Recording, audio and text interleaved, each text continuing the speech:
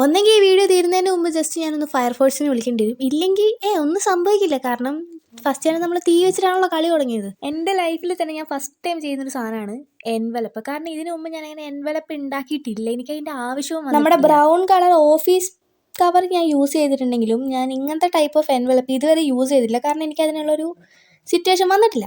ഞാനിപ്പോൾ ഇവിടെ യൂസ് ചെയ്യുന്ന ആർട്ട്ലൈൻ്റെ പർപ്പിൾ ഓർ വയലറ്റ് കളറിലുള്ള പെന്നാണ്. സത്യം പറഞ്ഞാൽ ഇതിൻ്റെ പർപ്പിളും വയലറ്റും എനിക്ക് തിരിഞ്ഞു വന്ന കളേഴ്സ്. എനിക്ക് ഇതുവരെ മനസ്സിലായില്ല ഏതാണ് പർപ്പിൾ ഏതാണ് വയലറ്റ് എന്നുള്ളത്. ഒന്നുമല്ല, നമ്മൾ എല്ലാ വീഡിയോസിലും കാണുന്ന പോലെ സിമ്പിൾ സ്റ്റെപ്പ് തന്നെയാണ്. ആദ്യം നമ്മളൊരു A4 ഷീറ്റ് എടുക്കുക, അത് ജസ്റ്റ് ഒന്ന് കറക്റ്റായിട്ട് മടക്കി മുറിച്ചെടുത്തതിന് ശേഷം ഇതേപോലെ അതിലേക്ക് എന്തെങ്കിലുമൊക്കെ ഒന്ന് വരച്ചെടുത്തിട്ട് ഈ കാണുന്ന പ്രൊസീജിയർ ചെയ്തിട്ടുണ്ടെങ്കിൽ നമുക്ക് ഈസി ആയിട്ട് ഒരു എൻവലപ്പ് റെഡിയാക്കാം. എന്നിട്ട് അത് ജസ്റ്റ് ഒന്ന് ഒട്ടിച്ചു കൊടുത്താൽ അപ്പോൾ പെർഫെക്റ്റ് ആയിട്ട് കിട്ടും.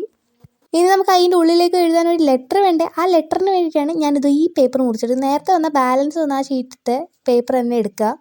എന്നിട്ട് ഇതിലേക്ക് എന്തെങ്കിലും ഒരു ഡിസൈൻ, ഞാനിപ്പോൾ എൻ്റെ ചുണ്ട് കൊണ്ടുള്ള കോപ്രായങ്ങൾ ചെയ്ത് വെച്ചിട്ടുണ്ട്. ഇത്രയും ലിപ്സ്റ്റിക്ക് ഇങ്ങനെ ഞാൻ വാരി പൊത്തിയിട്ടിട്ട് ലാസ്റ്റ് മറ്റേ സലീം കുമാർ അതെ മറ്റേ മഴത്തുള്ളി കിളിക്കത്തില്ല കൊച്ചിൻ ഹനീഫിൻ്റെ രൂപമായിരുന്നു. എൻവലപ്പും പേപ്പറും റെഡി. ഇനിയിപ്പോൾ എന്ത് അതിലേക്ക് എഴുതി വെക്കുന്നുള്ളതായിരുന്നു അടുത്ത എൻ്റെ കൺഫ്യൂഷൻ. ആ കൺഫ്യൂഷൻ അപ്പം തന്നെ മാറ്റിക്കൊണ്ട് പെട്ടെന്ന് എൻ്റെ ബുദ്ധി വന്നു. ഇനി ഇത് പോസ് ചെയ്തിട്ട് നിങ്ങൾ നോക്കണ്ട, ഞാൻ തന്നെ കാണിച്ചു തരാം. ന്യൂട്ടൻ്റെ ഫസ്റ്റ് ലോ ഓഫ് ഗ്രാവിറ്റേഷനാണ്. ഫസ്റ്റ് ലോ അല്ല, ലോ ഓഫ് ഗ്രാവിറ്റേഷനെ കുറിച്ചാണ് ഞാനിവിടെ എഴുതി വെച്ചിരിക്കുന്നത്.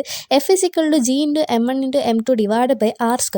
എല്ലാവർക്കും അറിയാലല്ലേ. അപ്പം ശരി, എൻവലപ്പിൻ്റെ ഉള്ളിലേക്ക് ആ ഒരു ലെറ്റർ ആക്കിയതിന് ശേഷം ഇത്ര നേരം ഞാൻ കത്തിച്ച മെഴുകുതിരി ഞാനങ്ങനെ ഊതിക്കെടുത്തുവാണ്. കാരണം വേറൊന്നുമില്ല, നമുക്ക് അതിൻ്റെ ഉള്ളിലത്തെ ആ ഒരു മെഴുകെടുത്തിട്ട് വേണം ഈ ഒരു സാധനം ഒട്ടിച്ചു കൊടുക്കുക. അതിന് വേണ്ടിയിട്ടാണ് ആദ്യം ഞാൻ ഈ ഒരു സ്റ്റെപ്പ് എടുത്തെങ്കിലും ഇത് അട്ടർ ഫ്ലോപ്പായിരുന്നു. കാരണം അതെനിക്ക് മര്യാദക്ക് ഒഴിക്കാൻ കൂടി പറ്റുന്നില്ലായിരുന്നു.